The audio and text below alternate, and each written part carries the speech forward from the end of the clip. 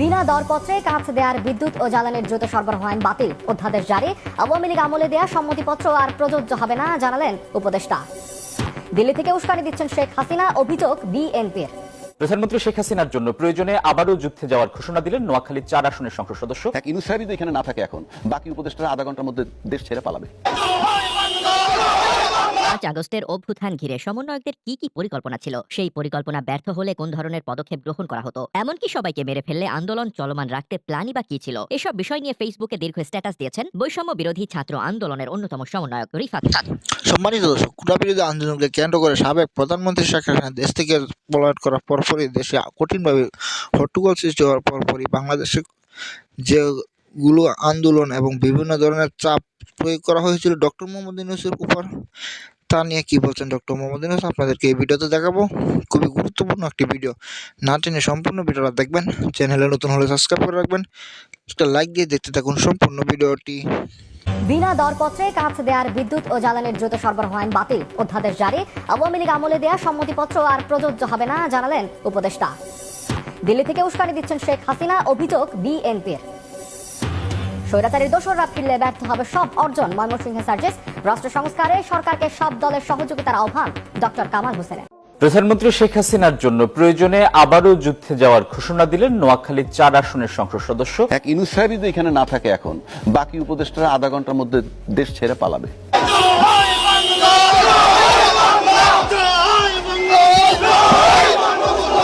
আপনারা একজন 25-26 বছরের ছাত্রের কাছে রাষ্ট্র তুলে দিলে তো তারা অবশ্যই হোঁচট খাবে, কারণ তাদের অভিজ্ঞতা নাই, তারা জানেন ভিতরের রাজনীতি কতটা ভয়ানক হতে পারে। আগে সরকার ভাতে মারে নাই, চাইল 60 টাকা কেজি খাইতে পারছে, এখন 100 টাকা কেজি কিনা খাইতে হইতাছে। আগে সরকার কি ক্ষতি করছে। ডক্টর ইউনূস যদি এখনই দেশ ছেড়ে পালায়, তাহলে 30 মিনিটের মধ্যে বাকি উপদেষ্টারাও দেশ ছাড়তে বাধ্য হবে। হ্যাঁ দর্শক, এমনই বক্তব্য দিয়ে সমালোচনায় জড়িয়েছেন এই রাজনীতিবিদ। দেশের জনগণ ছাত্রদের সাথে যোগ দিয়ে ৫ আগস্টের অভ্যুত্থান ঘিরে সমন্বয়কদের কি পরিকল্পনা ছিল, সেই পরিকল্পনা ব্যর্থ হলে কোন ধরনের পদক্ষেপ গ্রহণ করা হতো, এমনকি সবাইকে মেরে ফেললে আন্দোলন চলমান রাখতে প্ল্যানই বা কি ছিল, এসব বিষয় নিয়ে ফেসবুকে দীর্ঘ স্ট্যাটাস দিয়েছেন বৈষম্য বিরোধী ছাত্র আন্দোলনের অন্যতম সমন্বয়ক রিফাত রশিদ। ৩০ নভেম্বর শনিবার সামাজিক যোগাযোগ মাধ্যম ফেসবুকে একটি পোস্ট দিয়েছেন তিনি। ফেসবুকে রিফাত রশিদ লিখেছেন, যারা ভাবেন ছাত্ররাই দেশ চালায় তারা ভুল ভাবেন। ছাত্ররা গোটা ক্ষমতা কাঠামোর একটি অংশ, পুরোটা জুড়ে মোটেও ছাত্ররা নাই। সরকারে ছাত্র প্রতিনিধিদের বার্গেইন করতে হয়। সরকারের বাইরে যারা সেই ছাত্রদের ভরসা, আসলে রাজপথ, তাদের ভরসা শিক্ষার্থীরা, তাদের ভরসা জনগণ, এই বাদে তাদের কোনো ভরসার জায়গা নাই। বার্তা বাজারের পাঠকদের জন্য রিফাত রশিদের স্ট্যাটাসটি তুলে ধরা হলো। 5ই আগস্ট ৩৬ জুলাইয়ের গল্প। লেখাটা একটু দীর্ঘ হবে বলে ক্ষমা চেয়ে নিচ্ছি। ৫ আগস্টে মার্চ টু ঢাকা কর্মসূচিতে আমাদের পরিকল্পনা ছিল শহীদ মিনার বা শাহবাগ, দুইটার যে কোনো একটি জায়গায় আমরা জড়ো হব। সেখান থেকে আমরা গণভবন অভিমুখী মার্চ করব।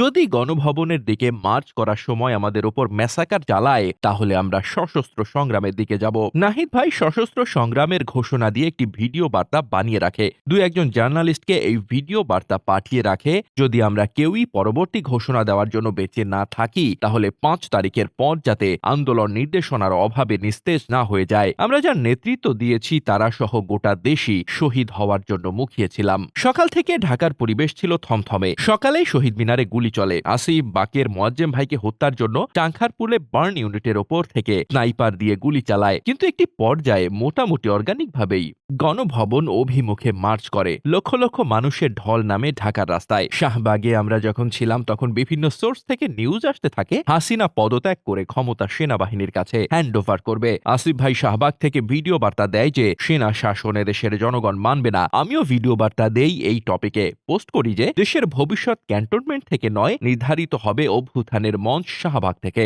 সারা দেশের মানুষ আমাদের সর্বাত্মক সমর্থন জানায়, ফলে সেনা শাসনের সম্ভাবনা সেখানেই নস্যাৎ হয়ে যায়। এরপর শাহবাগ থেকে গণভবন অভিমুখে লং মার্চ শুরু হয়। তখনও আমরা জানতাম না যে হাসিনা আদৌ পালাইছে কিনা। লং মার্চ যখন মোটামুটি ফার্ম গেটের কাছে, তখন আমরা জানতে পারি হাসিনা দেশ ছেড়ে পালাইছে। তখন গণভবন অভিমুখী লং মার্চ বিজয় মিছিলে রূপ নেয়। এতক্ষণ জানা ঘটনাগুলো আওড়ালাম, কারণ পুরো ঘটনা প্রবাহ যারা জানে না তাদের বোঝা সহজ হবে। আমরা মার্চ শেষে দ্রুত শাহবাগে আসার প্ল্যান করি। শাহবাগ থেকে আমরা ক্যাম্পাস খুলে দিয়ে শিক্ষার্থীদের সাথে আলোচনা করে বিপ্লব পরবর্তী বাংলাদেশ কিভাবে পরিচালিত হবে সেটা নির্ধারণ করব। কিন্তু হিসেব এতটাও সহজ ছিল না। দুপুর থেকে আসিফ নজরুল স্যার, নাহিদ ভাই, আসিফ ভাই ও মাহফুজ ভাইকে খুঁজছিলেন বঙ্গভবনে আমাদের নিয়ে যাওয়ার জন্য। কিন্তু আমরা যারা দীর্ঘদিন ক্যাম্পাসে অ্যাক্টিভিজম করেছি তাদের মাঝে প্রাথমিক বোঝাপড়া থাকার জন্য আমরা সকলেই জানতাম আমরা বঙ্গভবনে যাব না, আমাদের ডিসিশন শাহবাগে জনতার মঞ্চ থেকেই হবে। নাহিদ আসিফ মাহফুজ ভাইয়ের এই সিদ্ধান্তে একমত ছিলেন, কিন্তু ওই মুহূর্তে সবাই একসাথে বসে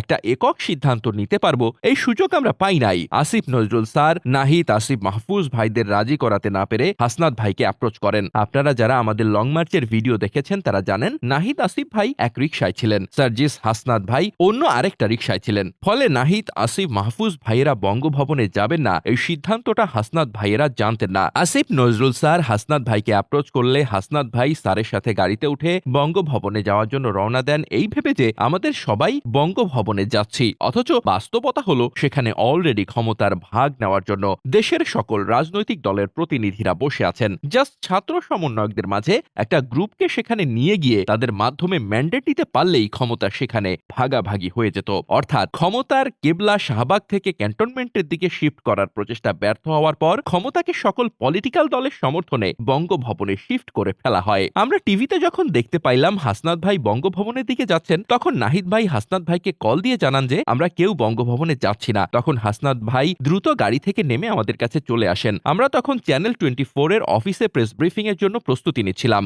আমরা সেখান থেকেই ঘোষণা দেই যে বাংলাদেশের শিক্ষার্থীদের নেতৃত্বে গণ অভ্যুত্থান হয়েছে, শিক্ষার্থীরা এদেশের পরবর্তী ক্ষমতা কাঠামো নির্ধারণ করবে। এর ফলে একটা বার্গেনিং পয়েন্ট তৈরি হয়। এই বার্গেনিং পয়েন্টের জোর এবং সারা দেশ আমাদের পাশে থাকায় পরবর্তী ক্ষমতা কাঠামো থেকে আমাদের পুরোপুরি বাদ দেয়া যায় নাই। তবুও নানাবিধ গেম আসলে চলতেছিল আমাদের সাথে। ফলে বাধ্য হয়েই মাঝরাতে ভিডিও বার্তার মাধ্যমে নাহিদ ভাই, আসিফ ভাই আর বাকের ভাই জানান যে ডক্টর মোহাম্মদ ইউনূসকে ইন্টারিম গভর্নমেন্টের প্রধান উপদেষ্টা করা হবে, যা এদেশের সর্বস্তরের জনগণ সমর্থন জানায়। মূলত ছাত্র প্রতিনিধিদের দ্বারা প্রধান উপদেষ্টাকে সর্বসম্মতিক্রমে নিয়োগের মাধ্যমেই গভর্নমেন্টে ছাত্রদের স্টেকটুকু নিশ্চিত করা যায়। যারা ভাবেন ছাত্ররাই দেশ চালায় তারা ভুল ভাবেন। ছাত্ররা গোটা ক্ষমতা কাঠামোর একটি অংশ, পুরোটা জুড়ে মোটেই ছাত্ররা না।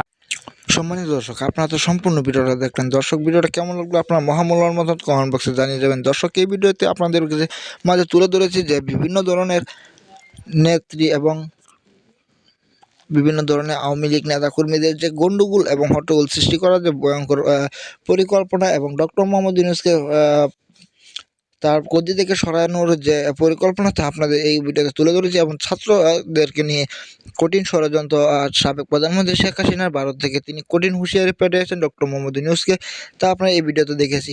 দর্শক, পরবর্তী এরকম ভালো ভালো ভিডিও পেতে চ্যানেলটাকে সাবস্ক্রাইব করে রাখবেন এবং ভালো থাকবেন, সুস্থ থাকবেন। দেখা হবে পরবর্তী ভিডিওতে, তাই নিয়ে বিদায় নিচ্ছি।